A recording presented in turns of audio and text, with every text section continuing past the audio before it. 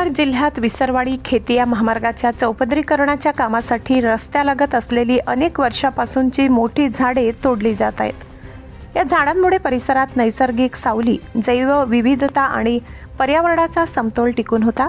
मात्र विकास कामांच्या नावाखाली हरित पट्टा वेगाने नष्ट होत असल्याने भविष्यात पर्यावरणीय संकट अधिक तीव्र होण्याची भीती व्यक्त केली जात आहे। स्थानिक नागरिक आणि पर्यावरण कार्यकर्त्यांनी प्रशासनावर गंभीर प्रश्न उपस्थित केले आहेत।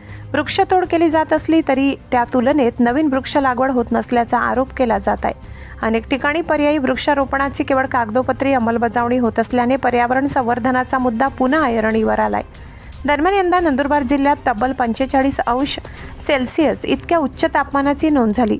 वाढते तापमान, जंगल आणि झाडांची कमी होत चाललेली संख्या यामुळे उष्णतेच्या तीव्रतेत वाढ होत असल्याचे तज्ज्ञांचे मत आहे। त्यामुळे विकास कामांबरोबर पर्यावरण संवर्धनालाही समान प्राधान्य देण्याची गरज व्यक्त केली जात आहे। जागतिक पर्यावरण दिनीच मोठ्या प्रमाणावर होत असलेली वृक्षतोड ही प्रशासनासाठी आणि समाजासाठी चिंतेची बाब ठरत असून विकास हवा पण पर्यावरणाच्या किमतीवर नाही, अशी भावना नागरिकांमधून व्यक्त होत आहे।